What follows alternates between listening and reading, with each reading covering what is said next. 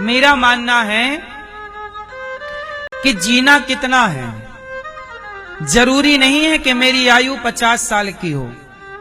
अभी मेरी आयु 35 वर्ष की है वर्तमान में, मेरी अपनी 35। मेरी 35 साल की आयु है और मैंने अपने 35 साल की आयु में वो सब कुछ कर लिया जो एक इंसान को जन्म लेके करना चाहिए। अब मुझे लगता है कि जिसके लिए मैं धरती में आया, मेरा कार्य पूरा हो चुका है। वृद्ध माओं की सेवा। इस संसार में आप लोग आए किसके लिए हैं?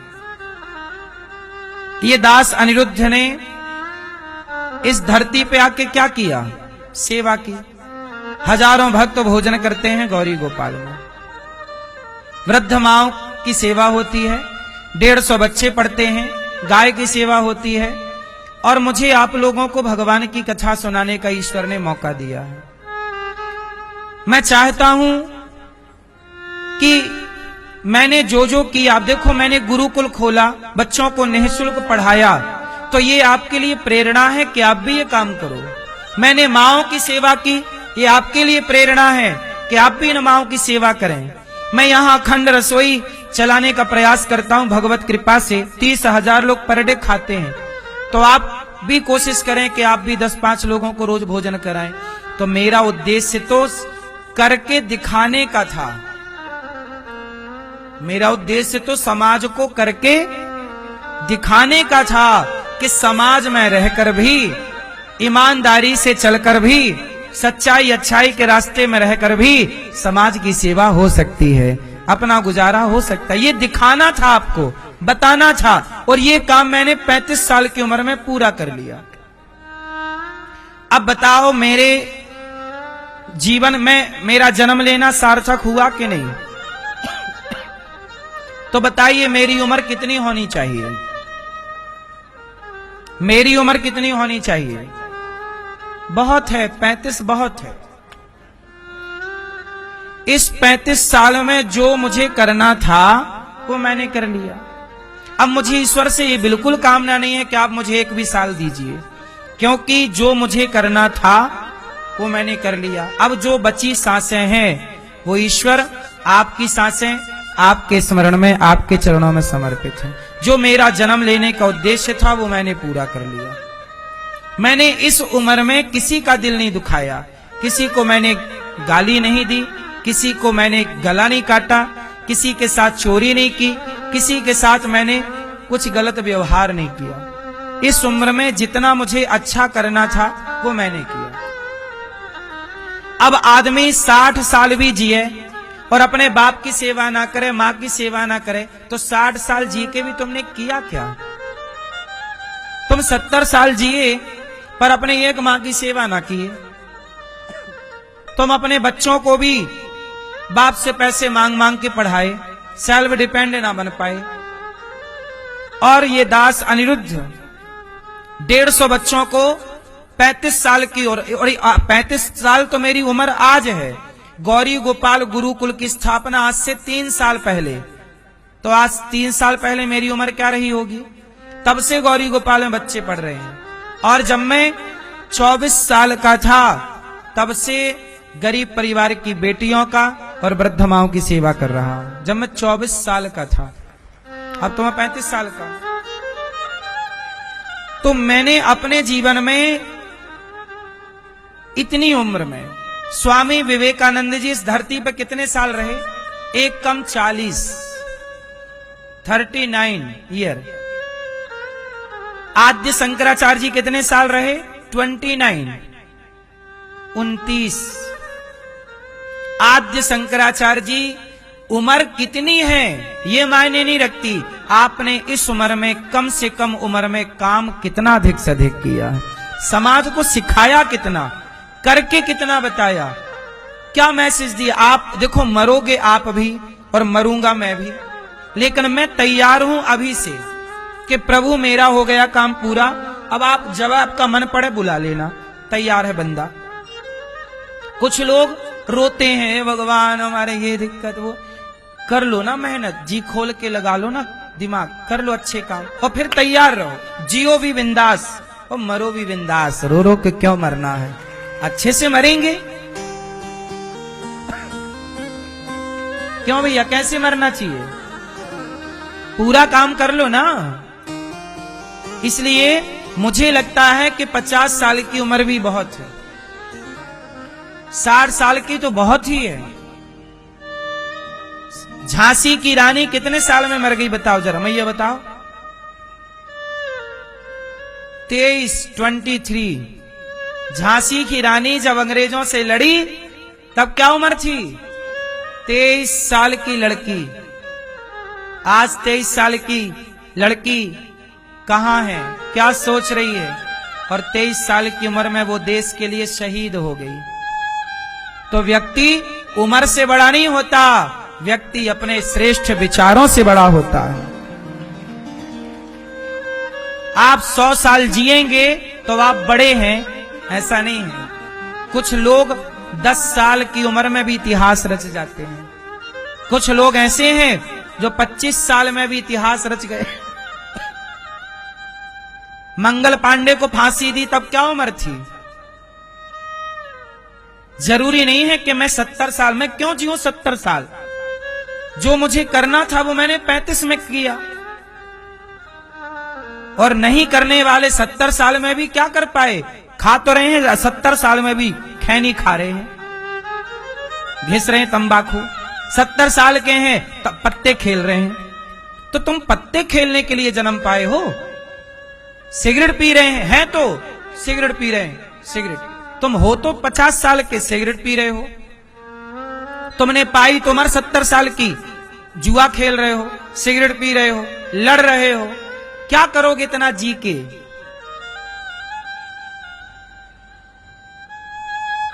कम समय पे ज्यादा काम कीजिए, ऐसा काम कीजिए कि आपके मरने के बाद भी आपका काम जिंदा रहे। और काम जिंदा जिसका रहता है ना, उसी का नाम जिंदा रहता है। जिसका काम जिंदा नहीं है ना, उसका नाम जिंदा नहीं होगा। पैसे कितने भी कमा लो साहब, भर लो तिजोरियां, लेकिन आपने उस पैसे का उपयोग क्या किया, कहां खर्च किया। अपने लिए कमाया, अपना खाया। ये काम तो कुत्ता भी करता है गली का।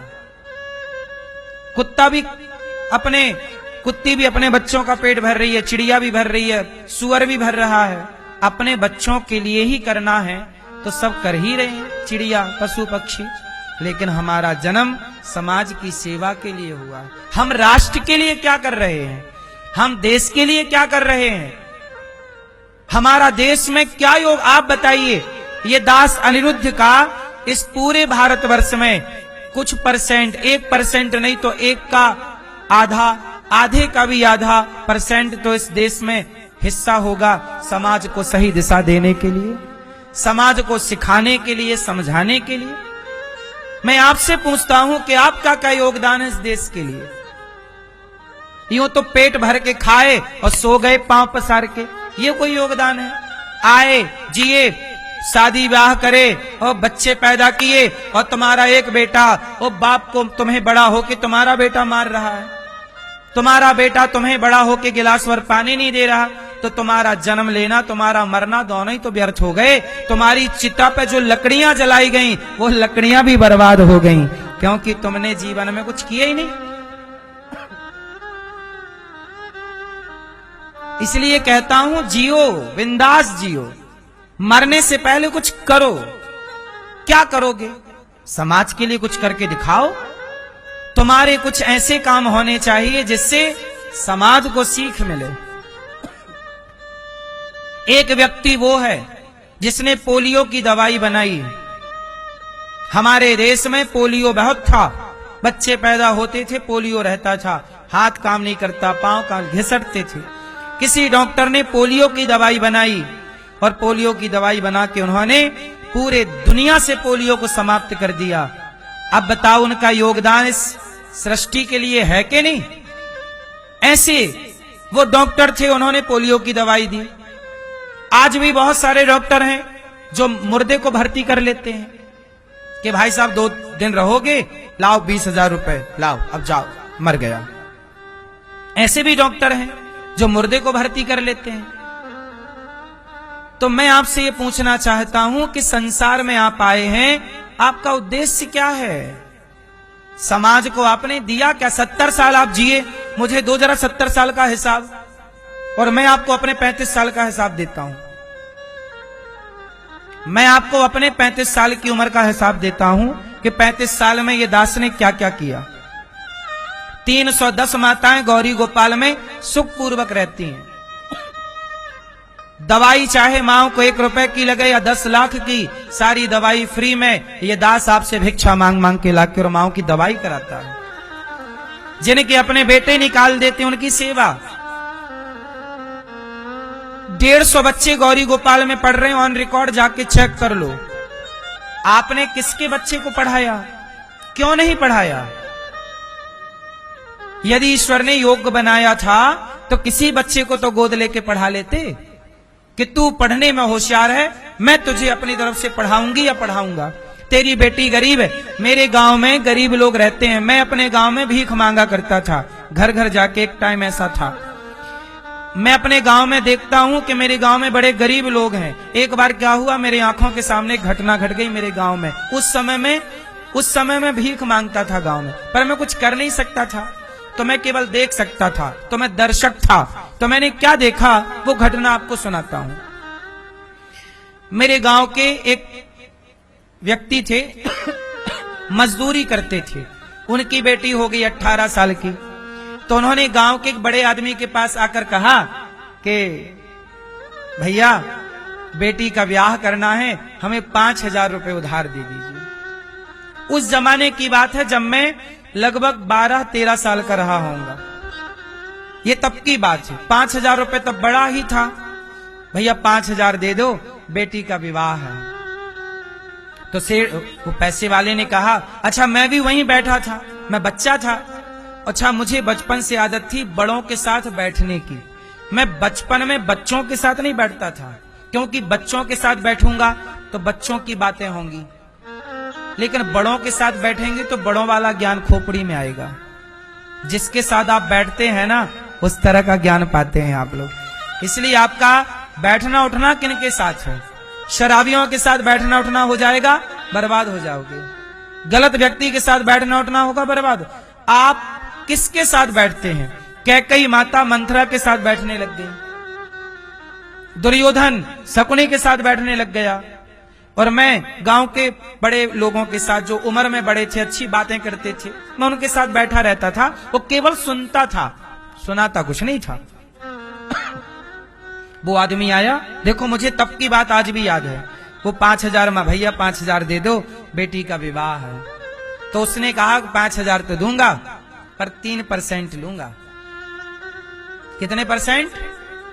3%। वो मतलब वो ब्याज से पैसा दिया करते थे। कहा ठीक है भैया ले लेना, लिख लो। उसने लिखवाया, साइन करा लिया, 5000 दे दिए। अब 5000 का 3% हर महीने चुकाना है। बेचारा मजदूरी करता था, बेटी का विवाह कर दिया। उसने ब्याज सहित 10,000 रुपए चुकाया। कितने रुपए चुकाया? सालों बाद चुकाया। 5000 लिया था, बेटी का विवाह करके आज सालों बीत गए और बाप बेटी के विवाह का कर्जा चुका रहा है। ये बात मैंने जब देखी तो मैंने तभी ईश्वर की तरफ देखा, प्रभु कभी आप लायक बनाओगे ना, सेवा करूंगा। ये बात मैं आपको बताने वाला नहीं था, फिर भी बता रहा हूं, और ये बात बताने की नहीं है, फिर भी बता रहा हूं। जब मैं पहली बार पढ़ने वृंदावन आया, पढ़ लिख के भगवान ने जब समाज की सेवा में लगाया, तो मैंने अपने गांव के लोगों से आज से 10 साल पहले मैंने गांव के लोगों को बोल दिया, सालों पहले बोल दिया आज से, कि तुम्हारी बेटी का जब भी विवाह हो किसी से उधार लेने की जरूरत नहीं, मुझे बताना, सारे बारातियों के भोजन की सेवा फ्री, और बेटियों को धन धान्य जो बन पड़ेगा ये दास देगा। तो हमारे गांव में जितनी बेटियों का विवाह होता है, चाहे वो कोई, चाहे 10 बेटियों का हो, 15 बेटियों का हो हर साल, या 20, हमारा गांव छोटा है, तो साल भर में लगभग 10-15 बेटियों का विवाह हर साल होता है, गरीब परिवार की बेटियों का। तो उन सभी बेटियों के विवाह की जिम्मेदारी ये दास की रहती है। मैं यहां बैठता हूं, फिर भी सबके लिए भोजन वहां पहुंचाना, बारातियों के लिए, और बेटी को धन धान्य जितना अधिक से अधिक हो सकता है ये देता हूं। क्यों देता हूं? अब बताओ, मैं जिस गांव में पैदा हुआ, जिस माटी में खेला पला बढ़ा, क्या उस गांव के प्रति मेरी जिम्मेदारी नहीं है? जिम्मेदारी है। अभी मैं गांव गया तो गांव के लोगों ने बोला कि हमारे बच्चे पढ़ने कहां जाएं, कोई आसपास बढ़िया स्कूल नहीं है। तब मैंने कहा चिंता ना करना, गांव के लोगों को, क्षेत्र के लोगों को हम एक स्कूल बना के देंगे निःशुल्क, बच्चे यहीं पढ़ेंगे। सबके लिए, सब पढ़ाओ अपने बच्चों को वहां निःशुल्क। अब बताइए कि मैंने जन्म लिया तो मेरा जन्म लेना सफल हुआ कि नहीं? बोलो। इसलिए मेरी मां, आपने भी जन्म लिया है, आपके भी कुछ ऋण है इस धरती पे, पृथ्वी माता के, वो ऋण चुकाओ, अपने को योग्य बनाओ, अपने को काबिल बनाओ, और केवल अपना ही पेट ना भरो, सबके बारे में सोचो। सर्वे भवन्तु सुखिनः सर्वे सन्तु निरामया, तब तो आपका जीवन सफल है। इसलिए मैं समझता हूं कि बस अब मुझे एक स्कूल बना के देना है। अब देखो, वैसे तो मेरी 35 वर्ष की आयु हो गई, अब मुझे लगता है कि अब मैं रहा तो स्कूल बना के देना है वो दूंगा, यदि नहीं भी रहा तो फिर भी मेरा उद्देश्य जीवन जो है वो लगभग पूरा है। अब मुझे कोई कामना नहीं है, कोई इच्छा नहीं है कि अब मुझे ये और मिल जाए। वो तो परहित के लिए जो जरूरी है वो सोचता रहता हूँ, प्लानिंग करता रहता हूँ। एक स्कूल बनाना है मुझे CBSE बोर्ड का, आप लोग सहयोग करते हो तो हो जाता है। जितना अभी एक स्कूल बनाना है, विद्यालय CBSE बोर्ड का, बच्चे पढ़ेंगे, उसके लिए आप सहयोग करते हैं तो आप करो, नहीं करना है तो आप मत करो, मर्जी आपकी। हमने तो केवल भगवान के चरणों में प्रार्थना रख दी कि स्कूल बना के आप लायक बना दोगे तो बन जाएगा, नहीं तो कोई कामना लेके मर नहीं सकते ना। हम क्या इच्छाएं लेके मरे? जीवन है तो पूरा करने का प्रयास करेंगे सेवा करने का।